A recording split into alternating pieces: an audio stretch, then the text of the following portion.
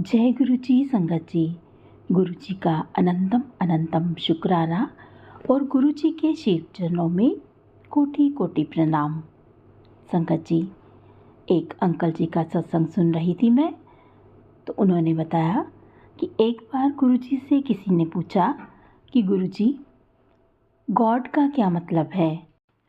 तो गुरु जी ने हंस के जवाब दिया, जी गुरु, ओ ऑन डी ड्यूटी, यानी गुरु ऑन ड्यूटी। यानी जब गुरु धरती पर अपने भक्तों का कल्याण कर रहे होते हैं तो इसका मतलब है कि वो भगवान की ड्यूटी कर रहे हैं। एक बार ब्रह्मा जी ने शिव जी से पूछा कि आपने हम जैसे जो ये मनुष्य जैसे पुतले बना दिए हैं, इनका कल्याण कैसे करोगे। तो शिव ने कहा कि गुरु के रूप में मैं धरती पर जाऊंगा और कुछ लोगों का कल्याण करूंगा। जब हम धरती पर आए तो भगवान ने हमारा दुख सुख तकलीफ़ें सब साथ में लिखकर हमें भेजा, लेकिन जब वही भगवान गुरु के रूप में हमें धरती पर मिले तो उन्होंने हमारे कर्मों के अनुसार उसमें कुछ नया जोड़ा, कुछ नया लिखा। उसी को कहते हैं गुरु ऑन ड्यूटी। यानी गुरु जी जब हमारे कर्मों के अनुसार हमारे भाग्य को बदल देते हैं। यानी अगर हमने पिछले जन्म में कुछ बुरा किया है तो इस जन्म में अगर हम कुछ अच्छा कर रहे हैं तो गुरु जी हमारे भाग्य को बदल देते हैं। वो हमारे पिछले कर्मा को ख़त्म कर देते हैं और हमारे भाग्य को अच्छा कर देते हैं। यानी अगर हम पीछे कुछ अच्छा करके आए हैं और इस जन्म में अगर हम कुछ बुरा कर रहे हैं तो गुरु जी हमारे भाग्य में हमारी सज़ा ज़रूर लिखते हैं। तो संगत जी, एक बार का वाक्य उन्होंने सुनाया कि एक लेडी सत्संग में आती थी और वो जो लेडी थी वो किसी आर्मी जनरल की वाइफ थी। वो जब भी गुरुजी के पास आती तो गुरुजी से कहती कि गुरुजी, मेरे पति मुझे बहुत मारते हैं। वो हर बार यही प्रश्न करती तो गुरुजी उसको पूछते कि क्या वो तुझे खाने को देता है। वो कहती, हाँ गुरुजी, वो मुझे खाने को तो देते हैं पर मारते बहुत हैं। तो गुरुजी चुप हो जाते। ऐसा एक बार नहीं कई बार हुआ। जब भी वह लेडी संगत में आती तो यही प्रश्न करती, तो हर बार गुरुजी वही बात करते, वही बात दोहराते। वो कहती, गुरुजी, मेरे पति मुझे बहुत मारते हैं। गुरुजी पूछते, क्या वो तुझे खाने को देता है। तो वो कहती, हाँ गुरुजी, वो मुझे खाने को तो देते हैं पर मारते बहुत हैं। तो संगत जी, एक दिन गुरुजी ने उसे समझाया कि तू उसकी पिछले जन्म में सौतेली माँ थी, तू उसे बहुत मारती थी और उसे खाने को भी नहीं देती थी। इतना शुक्र कर कि वो तुझे खाने को दे रहा है।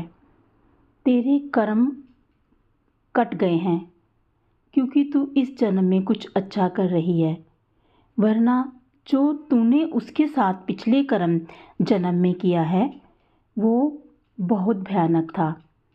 तो संगत जी, इस प्रकार गुरु जी जो होते हैं वो हमारे कर्मों को, हमारे बुरे कर्मों को अच्छे कर्मों में बदल देते हैं।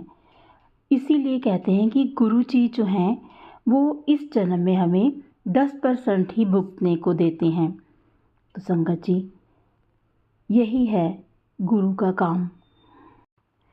अगर वो औरत यही बात किसी फ़कीर से, किसी साधु से, किसी पंडित से पूछती तो वो कहता कि हाँ, मैं तेरे पति को समझाऊंगा।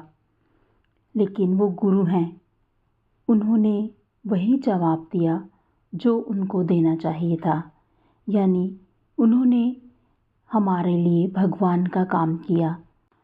गुरुजी हमेशा कहते थे कि ब्लेसिंग्स तो ज़मीन पर बिछी होती हैं, कोई चुपकन वाला नहीं मिलता। कहने का अर्थ है ये है कि गुरुजी ब्लेसिंग्स तो देते हैं, लेकिन लेने वाला कोई नहीं मिलता। सब लोग अपनी मैं को नहीं छोड़ते, कोई मैं को नहीं छोड़ने वाला। ये कहने वाला कोई नहीं कि सब गुरु की कृपा से हो रहा है। सब यही कहते हैं कि मैंने किया, मेरी मेहनत से हुआ, ये सब मैं कर रहा हूँ। गुरु को कोई भी क्रेडिट नहीं देता। कहने का अर्थ ये है कि हमारी लाइफ में जो भी गुरु की कृपा होती है, बहुत कम संगत होती है, बहुत कम लोग होते हैं जो इसको गुरुजी का शुक्राना अदा करते हैं इसके लिए। वरना सब लोग यही कह रहे होते हैं कि ये मैंने किया, मैं पास हुआ, मैं पढ़ा, मेरी अच्छी नौकरी इसलिए है क्योंकि मैंने बहुत पढ़ाई की है, मेरे पास इतना पैसा है क्योंकि मैंने मेहनत की है। यानी हर इंसान मैं में लगा हुआ है, मैं को छोड़ने वाला कोई नहीं है। उनको ये पता नहीं होता कि मैं के अलावा जो करने वाला है वो भगवान है, वो गुरु है। गुरु की कृपा ना हो तो हम कुछ भी नहीं कर सकते। भगवान की कृपा के बिना यहाँ पर पत्ता भी नहीं हिल सकता। हम कभी भी अपनी क्रेडिट भगवान को नहीं देते, गुरु को नहीं देते। हम मैं में लगे हुए हैं। जिस दिन हम ये मैं छोड़ देंगे, जो भी इंसान मैं छोड़ देगा उसका कल्याण निश्चित है। गुरु का शुक्राना करना सीखना चाहिए। हर पल गुरु का शुक्राना करना चाहिए कि गुरुजी मेरी ज़िंदगी में जो भी हो रहा है वो सब आपकी कृपा से हो रहा है।